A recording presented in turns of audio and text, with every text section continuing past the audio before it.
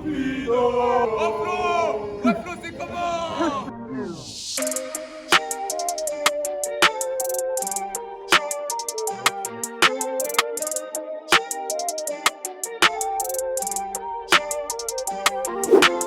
Salut les potos, de retour d'une semaine sur le tour, j'ai décidé de vous faire partager mon expérience. Que vous soyez des passionnés assidus, je vous montrerai les coulisses, ou que ce soit la première fois, je vais essayer de vous convaincre de vivre cet événement fantastique et vous donner mes conseils pour mieux vous y préparer. Spoiler, j'ai encore croisé Netflix. Tout d'abord, vous l'aurez remarqué, après l'épisode sur les maillots du Tour, aujourd'hui je porte le maillot vert, le tout nouveau de Skoda, qui représente le meilleur sprinter, non pas parce qu'il a fait grand débat ou bien parce qu'on me l'a offert durant cette semaine sur le Tour, mais tout simplement pour rendre hommage au maillot vert le plus emblématique des dernières décennies. Je veux évidemment parler de Mark Cavendish, qui a malheureusement dû abandonner la route du Tour de France, celui qui devait ou qui doit encore être son dernier Tour de France. Je croise les doigts et j'espère qu'il reviendra l'année prochaine pour sa 35e victoire. Voilà Marc, c'est pour toi. D'ailleurs les potos, petite parenthèse style, si moi dans cette pause café je me permets les tenues les plus excentriques, je vous rappelle que les maillots distinctifs, on ne les porte pas sur le vélo, que ce soit le vert, le jaune, le maillot à pois ou encore pire le maillot de champion du monde. Si on ne les a pas gagnés sur son vélo à la pédale, eh bien on ne les achète pas et on ne les porte pas. Si vous voulez les garder en souvenir comme collectionneur, évidemment vous pouvez, mais c'est pas sur le vélo. Revenons au Tour. Tout d'abord, pourquoi y aller si vous n'y avez jamais mis les pieds? Eh bien tout simplement parce que c'est l'événement sportif international le plus important que vous aurez la chance de vivre gratuitement. Et oui, le Tour passe souvent sous vos fenêtres ou à simplement quelques kilomètres. Pourquoi s'en priver? C'est gratuit, c'est une grande fête, c'est l'été. Et croyez-moi, il faut y aller au moins une fois dans sa vie et vous verrez, vous aurez envie d'y retourner. Évidemment, il y a une ambiance de fou, surtout si vous vous rapprochez des montagnes. Vous allez vous retrouver au milieu de caravanes et de gens surexcités, prêts à accueillir les champions. Mais avant ça, la fameuse caravane. Et oui, si vous ne venez pas pour les coureurs, elle attire énormément de monde, on le sait, elle distribue des tonnes et des tonnes de goodies et d'objets publicitaires. On peut en débattre aujourd'hui à l'heure de l'écologie.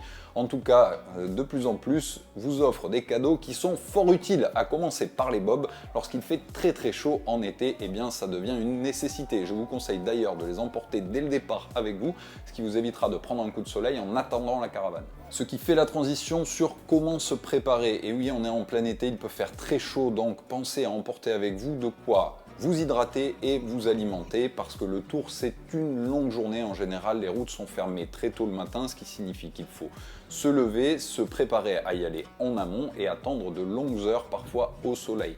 Donc si vous amenez vos enfants, et je vous le conseille parce que c'est une très belle fête populaire et ils vont adorer, eh bien pensez aux parasols, aux casquettes et aux bobs éventuellement pour les protéger. La crème solaire évidemment est un must, mais surtout beaucoup d'eau pour les hydrater. Il y a beaucoup de buvettes tout au long de la route du Tour, en particulier dans les montées. Néanmoins, mieux vaut être sûr d'être bien préparé. Ensuite, dans la préparation, je vous conseille évidemment en amont de contrôler les heures de blocage des routes. Très souvent, lorsqu'on parle de montée finale, les routes sont bloquées même la veille, voire plusieurs jours en avance lorsqu'il s'agit des camping-cars. On vous laisse monter 3, 4, 5 jours en amont. Ensuite, c'est terminé. Donc, il va falloir vous installer parfois une semaine à l'avance, ce qui devient, eh bien, au lieu d'être quelques minutes ou quelques heures de fête, une grande semaine de vacances. Si vous n'êtes pas prêt à bloquer une semaine pour voir passer le Tour quelques secondes, ce que je peux évidemment comprendre, je vous conseille la marche ou le vélo. Une fois que vous avez trouvé le meilleur spot avec la meilleure ambiance, vous êtes prêt, il ne reste plus qu'à sortir le pique-nique, les boissons, avec ou sans alcool, selon, c'est avec modération. Évidemment, la fête peut débuter. Préparez-vous et armez-vous de patience, car très souvent il va falloir attendre de longues heures avant de voir passer les premiers véhicules, mais croyez-moi, ça vaut la peine. Évidemment, plus vous allez devoir attendre, plus cela signifie que vous avez choisi un spot très demandé, parce que les montées finales sont celles qui ferment le plus tôt. Si vous allez dans un village à mi-étape, très souvent la route ferme seulement quelques heures avant le passage de la caravane et il est beaucoup plus facile d'y accéder. Enfin, ne négligez pas les transports. Parfois, vous avez des trains qui vous amènent devant le Tour. Parfois, vous avez aussi des navettes qui sont mises à disposition par les collectivités.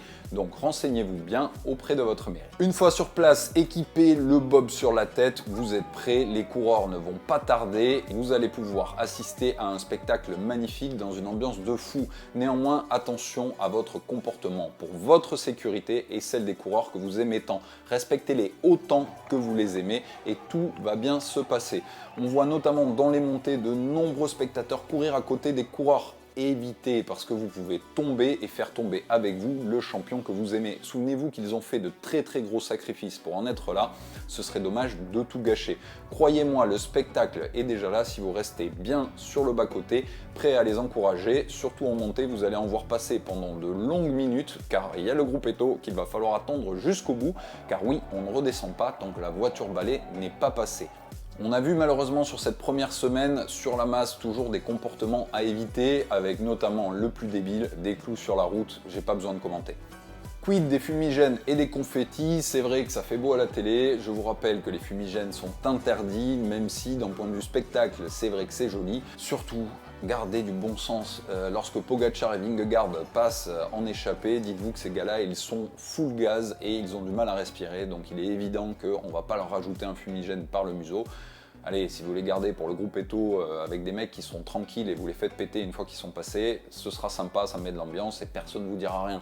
Gardez du bon sens, je vous encourage pas à le faire évidemment, mais si vous voulez prendre du plaisir, vous amuser et rigoler, il y a toujours plus moyen de le faire avec des gars un peu plus détendus à l'arrière de la course que ceux qui jouent leur vie pour le titre de vainqueur de ce Tour de France 2023. En bref, un peu de bon sens, beaucoup de bonne humeur et énormément de respect et vous allez vous régaler en toute sécurité. À part la course, quoi voir? Et oui, on peut être positionné au bord des routes en plein milieu d'une étape, mais il y a aussi le départ et l'arrivée. Et bien au départ, vous allez retrouver la présentation des équipes sur un car podium qui vous permet de rencontrer les coureurs un à un avec un petit mot de Marc Chavet, le speaker officiel du Tour de France, qui va vous les présenter.